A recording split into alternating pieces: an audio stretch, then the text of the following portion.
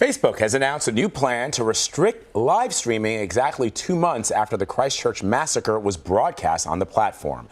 The company says they will ban users who post content that violates their, quote, dangerous individuals policy for a limited time. The length of the ban is not clear. Those users would also be banned from creating ads. This follows a call for reform from New Zealand Prime Minister Jacinda Ardern.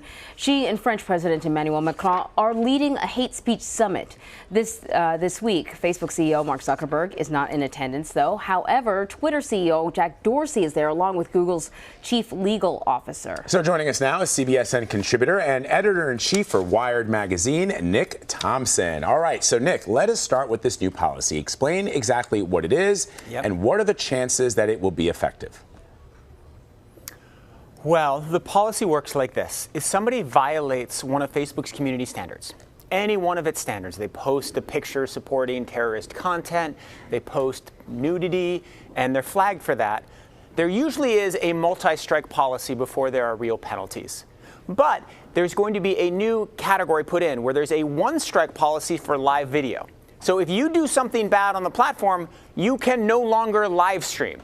You can post other pictures, you can do other things. You still have a 3-strike policy or a multi-strike policy elsewhere. But for live streaming, which is what happened with the Christchurch shooting, and what is the worst possible thing that could happen on Facebook, someone filming themselves as they commit a crime or a massacre and getting some kind of pleasure out of it, Facebook is trying to prevent that. Now, the issue here, of course, is that there are trade-offs, right? If you have stricter, faster penalties, there will be more false positives. There will be people who want to live stream their, informative conversations with their friends who are banned because they posted something that was misinterpreted as nudity. But Facebook's hope is that the false positives will be relatively small and that perhaps the psychopaths who live stream their horrible things they do will be stopped. Well, the first thing I thought of when I heard about this new policy is, but would this have stopped the Christchurch shooter from live streaming? I don't know what he streamed before this, but it occurred to me that presently he probably doesn't care that he's banned from live streaming on Facebook because he's sort of already streamed the most egregious thing you could ever do. Right. I believe that he would have been banned, that he had violated one of Facebook's policies. And I think Facebook's view is that the kind of person who will live stream a massacre is probably the kind of person who prior to that will have done something else a little bit creepy. It's kind of the old broken windows theory of New York City policing, which is if you arrest the people for graffiti, maybe they won't commit the murder. So that's what Facebook's trying here. But Nick, you can correct me if I'm wrong, but currently isn't sort of the policy that Facebook has to be alerted to a problem? Like you have to lodge a complaint. So if no one complains, then, whatever it might be, whether it's a picture or a video, ends up staying up perhaps longer than it should. No, actually there are artificial intelligence systems that are trained fairly effectively, depending on the different category, at finding content that violates the rules. So if you post a picture that has some nudity in it, it will get taken down almost immediately by Facebook, by AI systems, not by people.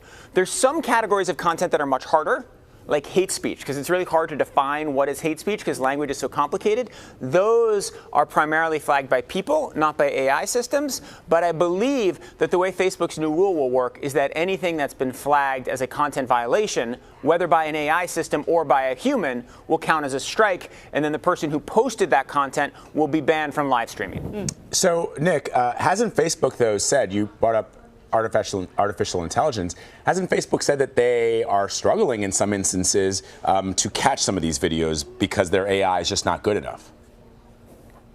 Yeah, I mean, AI isn't perfect. Humans aren't perfect. There are a lot of hard problems in AI that Facebook has not solved.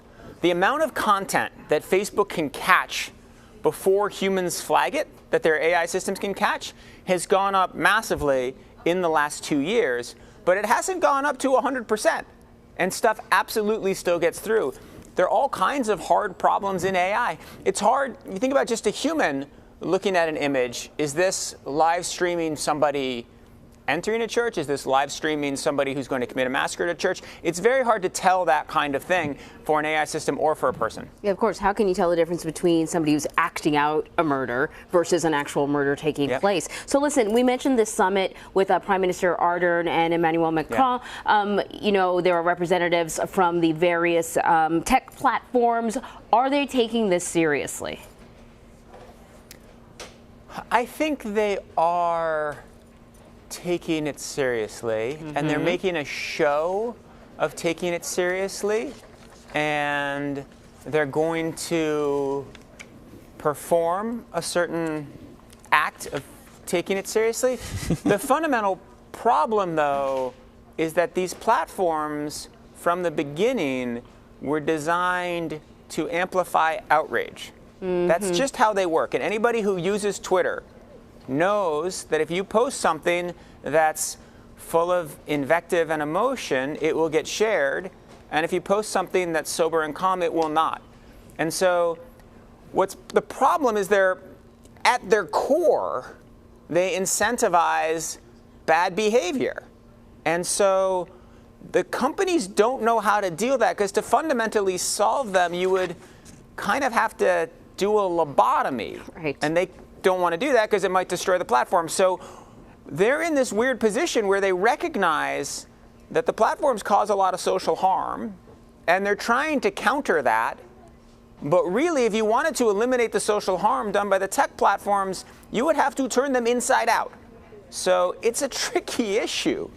Yeah, we're seeing a lot of policies that are reactive, but you're right, you'd sort of have to change the software DNA almost of how these companies work, the whole purpose of them. Nick Thompson, always great talking to you. So much fun to be here. Thanks, Anne-Marie. Thanks, Vlad.